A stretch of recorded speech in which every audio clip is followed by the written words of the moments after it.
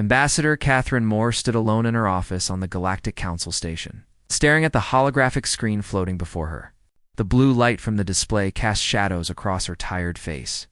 She had not slept in 2 days. The message from Earth had arrived 6 hours ago. She had read it perhaps 100 times since then. Behind her, the door slid open. Deputy Ambassador Lucas Grant walked in quietly, carrying 2 cups of coffee. He set one on her desk and waited. "They voted against us," Catherine said, without turning around. 14 species supported the motion. 3 abstained. Not a single one voted in our favor. Lucas picked up his coffee, but did not drink. The Orion Trade Corridor was supposed to be open to all council members. We helped build those routes. Our ships mapped half of them. That doesn't seem to matter. Catherine finally turned away from the screen. Her eyes were red, but her voice remained steady. "I watched the recording of the closed session. Do you know what the Velthari delegate said about us?"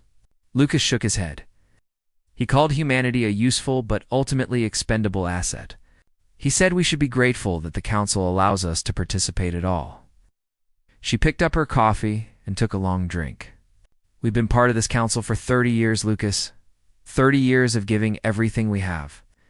The history was well known to both of them. When humanity first reached the stars and made contact with the Galactic Council, they had been treated with suspicion. Humans were young. Humans were primitive. Humans had only recently stopped fighting wars among themselves. The Council had debated for 5 years before allowing Earth to send a single diplomatic representative. But humanity had worked hard to prove itself. When the Nexari faced invasion from the Kreth swarm, human soldiers volunteered to fight alongside them. 6,000 men and women died defending planets they had never seen before. When the Mordani Collective suffered crop failures across their outer colonies, human scientists developed new plants that could grow in their harsh conditions. When a plague threatened the Kethian Federation, human doctors worked day and night to create a cure. And what had humanity received in return? Polite smiles. Empty promises. And now, exclusion from trade routes that their own people had helped create. Catherine set down her cup. "Contact Earth Command. Tell President Hayes that I am recommending Protocol 17. Lucas went pale. "Ambassador, Protocol 17 means complete withdrawal. We've never used it. Not once in 30 years. The Council has never given us a reason to use it. Until now." She began opening drawers in her desk, pulling out personal items. A photograph of her family. A small plant from Earth. A medal she had received for her work during the Nexari crisis. "I want all human personnel informed within the hour. Everyone leaves within 48 hours. No exceptions." "What about ongoing projects?" "We have scientists working with the Kethian medical teams. Engineers maintaining communication relays. Military advisors training Nexari defense forces. All of them." Catherine placed her items in a small box. "We leave everything. We explain nothing. We simply go." Lucas struggled to understand. "The Council will demand answers. They'll want to negotiate. Let them demand. Let them want." Catherine looked at him directly. "For 30 years, we have asked nicely. We have followed proper procedures. We have submitted formal requests and written polite letters. And every single time, we have been ignored or dismissed or told to wait our turn." She closed the box. "We are done asking." The news spread quickly through the human community on the station. At first, many thought it was a mistake. Surely there would be negotiations. Surely someone would find a compromise. But when they saw Ambassador Moore herself carrying boxes to the transport ships, they understood that this was real. Dr. Samuel Park had been working on the station for 12 years. He led a research team studying diseases that affected multiple species. When his assistant told him about the evacuation order, he refused to believe it. "We're in the middle of critical work," he protested. "The Kethian plague could return at any time. They need our research." "The order comes from Earth," his assistant replied. "There's nothing we can do." Samuel looked around his laboratory. Samples carefully preserved. Data collected over more than a decade. Relationships built with alien colleagues who had become friends. He was being asked to walk away from all of it. But he was also a soldier once. before he became a scientist. He understood orders, and he understood that sometimes principles mattered more than convenience. He began backing up his research files. Across the station, similar scenes played out. Human teachers said goodbye to alien students. Human engineers handed over control of systems they had maintained for years. Human merchants closed their shops and packed their goods. The aliens watched with confusion. A few asked questions. Most received no answers. High Counselor Zethrix of the Velthari finally became aware of the evacuation on the second day. The Crystalline being summoned Ambassador Moore to an emergency meeting. "What is the meaning of this?" Zethrix demanded. "You cannot simply leave. There are procedures. Formal withdrawal requires 6 months' notice and approval from the full council." Catherine stood before the High Counselor without fear. She had spent 30 years being careful, being diplomatic, being patient. She was tired of all of it. "The procedures you mentioned were written by the council for the council's benefit," she said calmly. "Humanity did not agree to them. We were told to accept them or leave. We have chosen to leave. This is unacceptable. You have obligations. We have no obligations that the council has ever respected. Our trade rights can be revoked on a vote we're not allowed to participate in. Our contributions can be dismissed as the work of an expendable asset. Our sacrifices can be forgotten the moment they become inconvenient." Catherine straightened her shoulders. Humanity owes the Galactic Council nothing. Zethrix's crystalline form flickered with agitation. "You are making a serious mistake. Earth cannot survive without Council support. Perhaps, or perhaps you are wrong. Either way, we intend to find out." Catherine turned and walked away. She did not look back. 40-8 hours after the evacuation began, the last human ship departed from the station. The embassy went dark. Communication channels were closed. Every human vessel in Council space began the long journey home. For the first time in 30 years, the Galactic Council found itself without a single human presence. Most Council members barely noticed. Humanity was just one species among hundreds. A young species. A small species. Their departure was an inconvenience, nothing more. But Ambassador Thessaly, of the Relani, one of the 3 species that had abstained from the trade corridor vote, watched the last human ship disappear from her window. She had spent time among humans. She had learned their history. She understood them better than most aliens did. She knew this was not a tantrum. This was not a negotiating tactic. This was something far more serious. "They won't be back," she said quietly to herself. "Not unless we give them a real reason to return." The council had made a terrible mistake. They just didn't know it yet. 3 months passed since the humans left, and the Galactic Council continued as it always had. Delegates argued about trade agreements. Scientists published research papers. Ships moved through space carrying goods from one world to another. Everything seemed normal. Then the problems began. It started small. A communication relay station in the outer sectors went offline. The technicians sent to repair it discovered that the system used human-designed components that no one else knew how to fix. They sent a request to the nearest human outpost for assistance. The request was returned with a simple message: Earth is not accepting communications at this time. A week later, the Mordani Collective reported that crop yields on their outer colonies had dropped by 30%. The special plants that human scientists had developed were failing, and no one remembered exactly how they had been engineered to work. Then the Nexari Consortium discovered that their defensive grid was operating at reduced capacity. The software that controlled their weapon systems had been updated by human programmers, without continued maintenance. Bugs were appearing that no Nexari technician could fix. Then the Kethian Federation announced that the plague they thought was cured had returned on 3 colony worlds. The human doctors who had developed the treatment were gone, and their notes were incomplete. Each problem seemed unconnected at first. But as reports continued to arrive, a pattern became clear.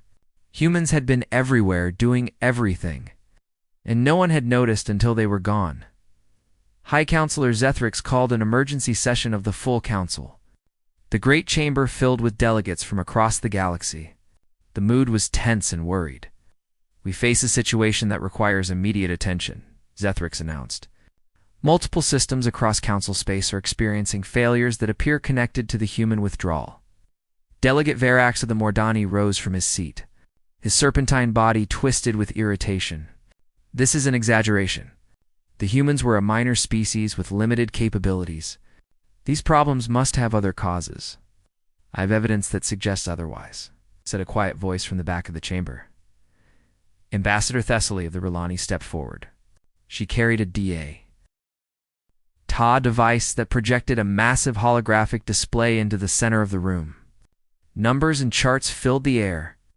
"I have spent the past 3 months researching human contributions to Council operations," Thessaly said. "The results are concerning." She pointed to the first set of data. "Human engineers maintained 73% of our communication relay stations. They did this work for free, as a gesture of goodwill." She moved to the next chart. "Human agricultural scientists developed crop varieties that feed approximately 40% of the Mordani population. They shared this technology without asking for payment." More data appeared. "Human doctors created medical treatments currently being used on over 100 Council worlds. Human navigators mapped the safe routes through the spiral arm that our traders depend upon. Human programmers wrote the software that controls Nexari defense systems." The chamber fell silent as the numbers continued to grow. In total, Thessaly concluded, human contributions affect virtually every major system in Council space. They did all of this not because they were required to, but because they believed in cooperation. They believed that helping others would eventually be recognized and appreciated. She paused and looked around the room. They were wrong. "Ow!" Counselor Zethryx's crystalline form dimmed with what might have been embarrassment. "Surely we can contact them and explain that this was a misunderstanding. The trade corridor vote was simply a procedural matter." "I have attempted contact 17 times, Thessaly replied. "Every communication has been rejected. Their borders are closed to all Council vessels, and we will send a formal diplomatic delegation. They cannot ignore the Galactic Council. They can, and they have chosen to do exactly that." Delegate Verax made a sound of disgust. "This is ridiculous. We do not need the humans. We managed perfectly well before they arrived, and we will manage without them." "With respect," Thessaly said, "that is not true. Before human contact, Council space experienced regular communication failures, food shortages, and medical crises. The humans solved problems we had lived with for centuries. We simply forgot that those problems existed because the humans made them disappear." An elderly delegate from the Kethian Federation spoke up. His voice was weak, but the chamber fell silent to hear him. "My homeworld received human aid during the Great Plague. Their doctors worked for months without rest. Many of them became sick themselves. 3 died. They gave their lives for people they had never met." He coughed softly. "And how did we repay them? We voted to exclude them from trade routes they helped create. We called them expendable. We treated them like servants instead of partners." He shook his head slowly. "We brought this upon ourselves." The chamber erupted in argument. Some delegates insisted that the Council could solve its own problems. Others demanded immediate action to restore relations with Earth. Still others blamed their colleagues for causing the situation in the first place. "Counselor." Zethryx called for order repeatedly before the noise finally died down. "We'll form a delegation," Zethryx announced. "The highest-ranking representatives from the most affected species. We will travel to Earth personally and request restoration of diplomatic relations. And if they refuse to meet with us," someone asked, "they will meet with us. They must." Zethryx's crystalline form flickered uncertainly. "No species has ever refused a formal Council delegation." Ambassador Thessaly said nothing, but her expression suggested that she knew better. Humans were not like other species. They had learned hard lessons about dignity and self-respect. They would not simply forgive and forget because the Council finally decided to pay attention. The delegation was assembled within 2 weeks. 12 of the Council's most senior representatives boarded a diplomatic vessel and began the long journey to Earth space. They carried gifts and formal apologies and promises of better treatment. Meanwhile, back on Earth, President Daniel Hayes received word that the delegation was coming. He sat in his office with his chief advisor, Margaret Liu, and discussed how to respond. "We could refuse them entirely," Margaret suggested. "Send them home without a meeting. That seems harsh, is it? They ignored us for 30 years. They treated our people like tools to be used and discarded. Why should we be more polite than they were?" Hayes considered this. He had spent his entire political career believing in diplomacy. He believed that reasonable people could always find common ground. But he had also watched the Council's treatment of humanity with growing anger. He had read the reports of human sacrifices being dismissed as insignificant. He had heard the recordings of Council delegates laughing about human concerns. "We will receive them," he said finally, "but we will not make it easy. Let them understand what it feels like to be treated as an afterthought." Margaret nodded. "And if they offer to restore our trade access, then we will consider their offer carefully." Hayes stood and walked to his window. "But they will need to offer much more than that. They took our dignity. That cannot be returned with a simple apology." The delegation continued toward Earth. Carrying hopes of quick reconciliation, they had no idea how long and difficult the road ahead would be. The Council delegation ship entered human space on a cold morning in February. Commander Patricia Cole watched it approach on her tactical display, tracking every movement the alien vessel made. Her ship, the Starship Endurance, held position at the edge of the solar system alongside 40 other Earth defense vessels. "They've powered down their weapons," her sensor officer reported. "Shields are at minimum. They're transmitting on all frequencies that they come in peace." Patricia nodded slowly. "They're being very careful." "Good. They should be." She had served in the Earth Defense Fleet for 22 years. She remembered the early days of human contact with the Council. When alien ships would enter Earth space without permission and expect to be welcomed, those days were over. "Open a channel," she ordered. The communication screen flickered to life, showing the bridge of the Council vessel. A crystalline being sat in the central chair, its form glowing with soft blue light. Patricia recognized High Counselor Zethrix from news broadcasts. Commander Zethrix began. "We come seeking peaceful dialogue with Earth's leadership. We carry a delegation of senior Council representatives who wish to discuss restoration of relations between humanity and the Galactic Council." Patricia kept her expression neutral. "I understand. Please hold your current position while I contact my superiors." She muted the channel and turned to her communications officer. "Send word to Earth Command. Tell them the Council's delegation has arrived. Ask for instructions." The response came back within an hour. Patricia was not surprised by its contents. She reopened the channel. "High Counselor Zethrix, I have received instructions from Earth Command. Your request for a diplomatic meeting has been considered. At this time, Earth is not accepting visitors from Council space." Zethrix's form flickered with agitation. "Commander, this is a formal delegation representing the entire Galactic Council. You cannot simply refuse us." "I am not refusing you, High Counselor.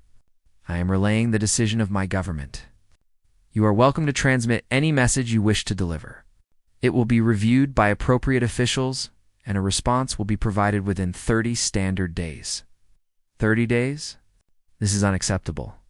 We have traveled 800 light-years to speak with your leaders directly. I understand your frustration. Unfortunately, Earth is not currently processing requests for diplomatic visits. If you attempt to proceed further into our space, you will be escorted back to the border. The channel went silent for a long moment.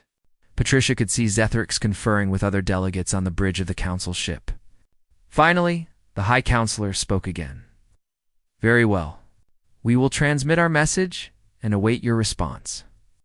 But I must express that this treatment is highly unusual and potentially damaging to future relations," noted Patricia said simply. "Transmitting frequencies are open." "Good day, High Counselor." She closed the channel. Her first officer, Commander Nathan Brooks, moved to stand beside her. That was rather satisfying to watch. "It shouldn't be," Patricia replied, though her eyes suggested she agreed. They came a long way. But they needed to understand that they can't simply demand our attention whenever it suits them. The council ship remained at the border for 3 days. Each day, they transmitted new messages. Each day they received the same response. Your message has been received and will be reviewed. Finally, the delegation gave up and began the long journey home, on Earth. President Hayes read through the council's messages in his private office. The words were apologetic. They expressed regret for any misunderstandings. They offered to restore humanity's trade access to the Orion Corridor. They promised better treatment in future council proceedings. Margaret Liu stood nearby, waiting for his reaction. It's a good offer, she said carefully. Everything we originally asked for. Everything we asked for 30 years ago, Hayes corrected. When we were new and eager and didn't know any better. He set down the tablet. Do you know what I noticed in these messages? What? They apologized for misunderstandings? But they never acknowledged that they did anything wrong. He stood and walked to his window, looking out at the city below. They still think we're being unreasonable. They still believe that a few kind words should be enough to make us come running back. Perhaps we should accept anyway. The trade routes would help our economy. Hayes shook his head. Our economy has grown 12% since we stopped depending on council markets. We've had to develop our own solutions, build our own networks, find our own trading partners outside council space. It's been hard, but we've become stronger. He turned to face her. The council doesn't understand that. They think we need them. They haven't realized that we've learned to need only ourselves. So what do we tell them? We tell them that their offer is being considered, and we keep them waiting. Hayes sat back down at his desk. Let them feel what we've felt for 30 years. Let them wonder if anyone is listening. Let them doubt whether they matter. The response was transmitted to council space 3 weeks later. It was polite, but non-committal.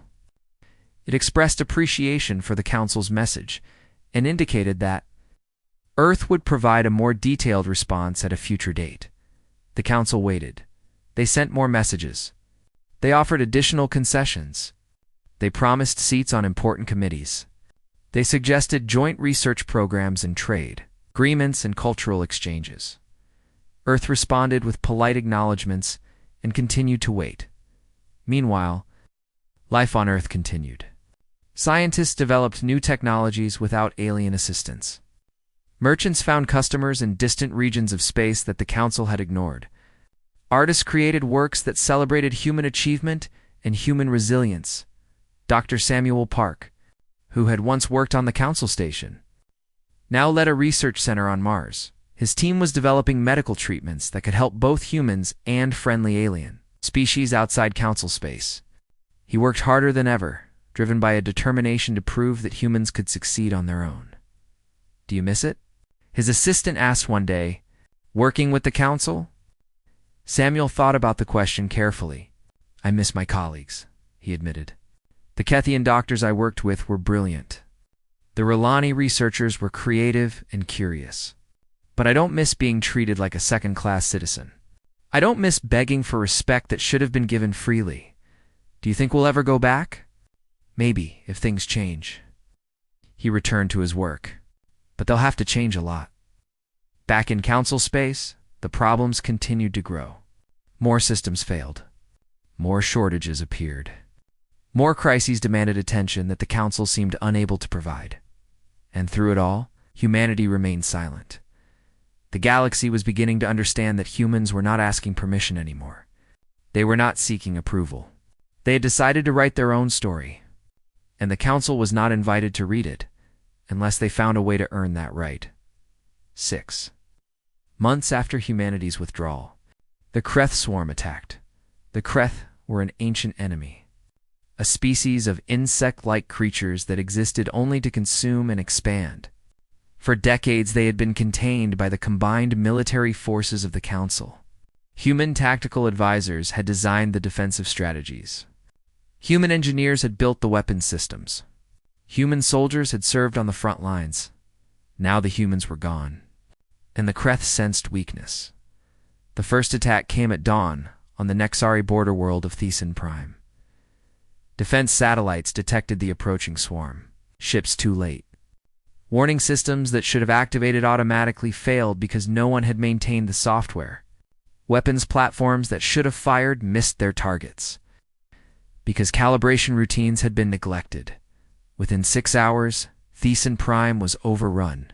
2 million Nexari citizens became refugees, fleeing on whatever ships could reach them in time. Hundreds of thousands more were not so fortunate. Admiral Voreth of the Nexari military received the news on his command vessel. His scales turned pale gray with shock and fury. "How did this happen?"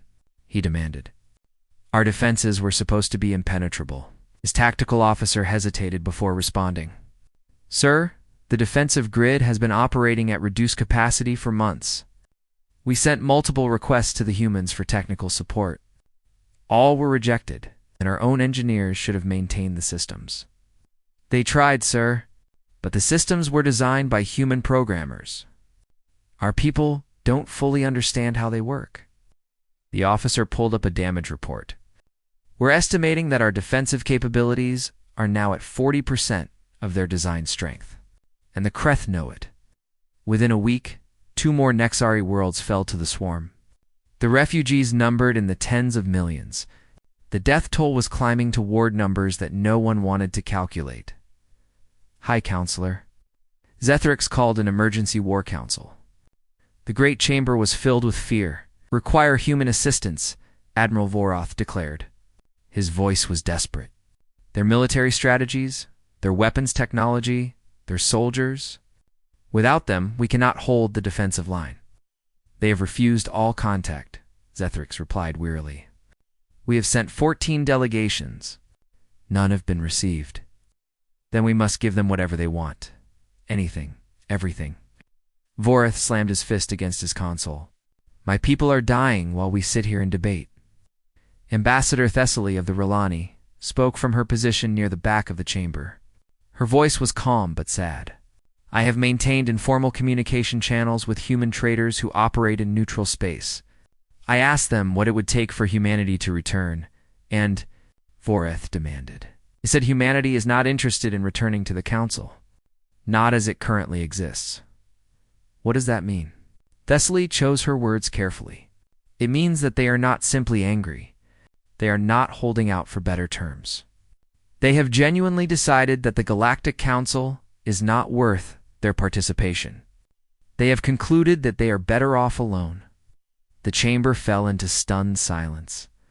Delegate Varax of the Mordani, who had once called humans expendable, finally spoke. His voice was much quieter than before. "This is our doing. We drove them away." "Yes," Thessaly agreed. "We did. Then there must be something we can offer. Some gesture that would bring them back." Thessaly shook her head slowly. "I believe the only thing that would change their minds is fundamental reform of the Council itself. They don't want better treatment within the current system. They want a completely different system. That's impossible. The Council has operated this way for thousands of years. Then humanity will not return, and we will face the Kreth alone." The war continued. Nexari military forces fought bravely, but they were outmatched. Without human tactical guidance, their commanders made mistakes. Without human-designed weapons, their soldiers lacked effective tools. Without human medical support, their wounded died from injuries that should have been treatable. Other species began to feel the effects of the conflict. Trade routes were disrupted. Refugee populations strained resources. Fear spread from system to system. On the Kethian homeworld, the plague returned with terrifying strength. The treatments that human doctors had developed were no longer being produced. Hospitals overflowed. Cities imposed quarantine restrictions. Millions became sick. On Mordani colony worlds, the crop failures that had begun months earlier became catastrophic. Food stores ran low. Rationing was implemented. For the first time in living memory, citizens of the Mordani Collective experienced hunger. Across council space, a single question echoed. Why had they let the humans go? Commander Patricia Cole received regular intelligence reports about the deteriorating situation. She read them in her quarters aboard the Endurance, sometimes late into the night. "They're suffering badly," she told her first officer one evening. "The Kreth have taken 6 Nexari worlds now. The Kethian death toll from the plague has passed 10 million. The Mordani are experiencing their first famine in centuries. Nathan Brooks looked troubled. Do you think we should help? Part of me wants to. I have friends among some of these species. Good people who are suffering through no fault of their own. She set down her data pad. But another part of me remembers how they treated us, how they dismissed our sacrifices, how they laughed at our concerns. That was their governance, not their ordinary citizens. True, but their governments speak for them. That's how democracy works. Patricia stared out her window at the stars. We could save them. We have the technology, the resources, the knowledge. We could end this crisis in months if we chose to intervene. Oh, so why don't we? Because if we save them now, nothing will change. They'll thank us politely and go back to treating us like servants. They'll forget our help the moment it becomes convenient. She turned to face him. Sometimes people need to feel consequences. Sometimes they need to suffer before they can understand. Oh, that seems cruel. Oh, maybe it is. But it's also true. Patricia picked up her data pad again. The council had every opportunity to treat us fairly. They chose not to. Now they're learning what happens when you take people for granted. Back on Earth, President Hayes monitored the same reports. He discussed them with Margaret Liu during their daily briefings. The humanitarian situation is becoming serious, Margaret said. There are voices calling for us to intervene regardless of political considerations. I know. He's rubbed his tired eyes. And those voices have a point. We could help. We probably should help. He was silent for a moment. But not yet. Not until they truly understand what they lost. How will we know when that moment arrives? I don't know. But I believe we'll recognize it. Hayes looked at the star map on his wall. Humanity has been patient for 30 years. We can be patient a little longer. The galaxy continued to burn while humanity watched and waited. 1 year after the withdrawal, a single human ship appeared at the edge of council space. The vessel was small and unarmed, carrying only a diplomatic team of 6 people. At its head was Ambassador Catherine Moore, the same woman who had ordered the original evacuation. She had spent the past 12 months on Earth, advising the government and watching the galaxy change. Now she was returning, but not to beg High Counselor Zethrix granted her immediate audience when they learned she was coming. The entire council assembled in the Great Chamber, something that had never happened for any human visitor before. Hundreds of delegates from across the galaxy waited nervously as Catherine and her small team entered through the massive doors. She walked to the center of the chamber and stood alone. Surrounded by beings who had once dismissed her species as expendable, her deputy, Lucas Grant, waited with the rest of her team near the entrance. Catherine showed no fear. She had spent 30 years being afraid of offending these aliens. She had worried about saying the wrong thing, making the wrong gesture, appearing too aggressive or too passive. Those days were finished. "Thank you for receiving me," she began. Her voice was clear and steady. "I come bearing a message from Earth and the United Human Colonies." Zethrix's crystalline form leaned forward eagerly. "Please, Ambassador Moore, we are prepared to discuss any terms you wish. The Council has learned much in the past year." Catherine nodded politely, but did not smile. For 30 years, humanity worked alongside this Council. We gave freely of our knowledge, our labor, and our lives. Our scientists cured diseases. Our engineers built systems. Our soldiers died defending worlds they had never visited before. She paused and looked around the chamber. Many delegates could not meet her eyes. We did these things because we believed in the promise of galactic unity. We believed that if we proved ourselves worthy, we would eventually be accepted as equals. We believed that our contributions would be recognized and respected. Her voice grew harder. We were naive. The Council viewed our contributions not as gifts, but as obligations. Our sacrifices were not honored, but expected. Our blood was not remembered, but forgotten. When we asked for the same treatment that every other member receives, we were told to be grateful for what we had. She let the silence stretch for a long moment. Humanity has spent the past year learning to live without the Council. We have built our own trade networks. We have developed our own technologies. We have made friends among species that the Council ignored or abandoned. She straightened her shoulders. We have discovered that we do not need you. We never did. Admiral Voroth of the Nexari spoke from his position in the military section. His voice was humbled by months of defeat and loss. Ambassador, if humanity does not need us, why are you here? Catherine turned to face him. Because we still believe in cooperation. We still believe that different species can work together for mutual benefit. But we no longer believe in the current system. We no longer accept that some species should rule while others serve. She produced a small data crystal from her pocket. This contains our terms for resuming diplomatic relations. I must tell you clearly that these terms are not negotiable. Zethrix accepted the crystal with a trembling appendage. The contents were projected into the center of the chamber for all delegates to see. As they read, the mood shifted from hope to shock. These terms would fundamentally restructure the council itself, Zethrix said slowly.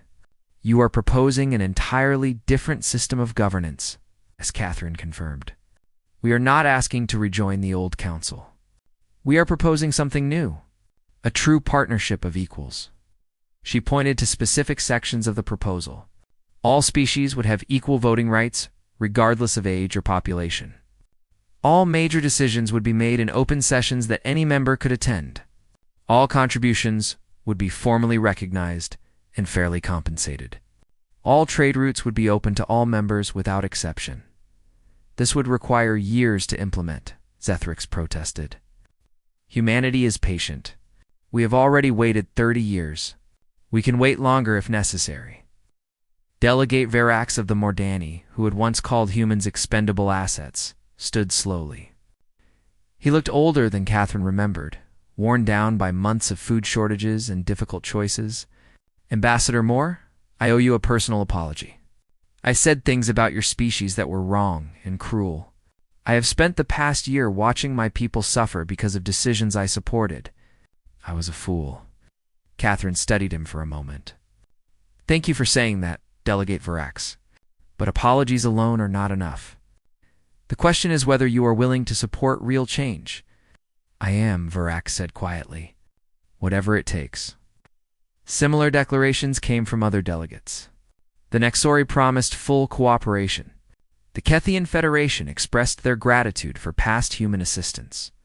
Even the Velthari, who had dominated council politics for centuries, acknowledged that the current system had failed. The debate lasted for hours. Some delegates resisted the proposed changes. They argued that tradition should be respected, that the current system had worked for thousands of years, but their voices grew weaker as the discussion continued. The events of the past year had taught most council members a painful lesson about the cost of arrogance. Finally, High Counselor Zethrix called for a vote. The proposal before us would transform the Galactic Council into a new organization, based on principles of equality and mutual respect. All in favor? Catherine watched as hands and appendages and other limbs rose across the chamber. The count was not unanimous, but it was overwhelming. The motion passes, Zethrix announced. We will begin negotiations immediately on implementation of the new system. Catherine allowed herself a small smile. It was not a smile of triumph, but of cautious hope. Then perhaps this is the beginning of something better. For all of us. As she and her team departed the chamber, Lucas Grant moved to walk beside her. Do you think they mean it? He asked quietly. Or will they go back to their old ways as soon as we're not watching? I don't know, Catherine admitted. 30 years of bad habits won't disappear overnight. There will be resistance. There will be setbacks. Some of them will try to cheat. She looked back at the great doors closing behind them. But this time, we'll be watching. And this time we have the leverage to demand accountability. What happens if they fail to keep their promises? Then we leave again. And next time, we won't come back. Catherine walked toward her ship with steady steps. But I hope it won't come to that. I hope they've truly learned. The journey home took several weeks. Catherine spent much of that time writing reports and preparing for the difficult negotiations ahead. But she also found quiet moments to stand at the observation windows and watch the stars drift past. Humanity had come so far. From a single planet to dozens of colonies, from primitive technology to ships that could cross the galaxy. From a species that no one respected to a power that the entire council feared. And they had done it not through conquest or intimidation, but through simple persistence. They had refused to accept second-class status. They had demanded respect, and when respect was not given, they had walked away. Now the galaxy was ready to listen, Catherine. Thought about all the humans who had worked and sacrificed over the past 30 years. The scientists and engineers and soldiers and diplomats who had given everything in hopes of a better future. Many of them had not lived to see this day, but their contributions had not been wasted. "We made it," she said softly to the stars. "It took longer than any of us wanted, but we made it." The ship continued toward Earth, carrying news of a new beginning. Behind them, the galaxy was changing. It would never be the same again, and humanity at last had found its rightful place among the stars. Not as servants or tools or expendable assets, but as equals, as partners, as friends.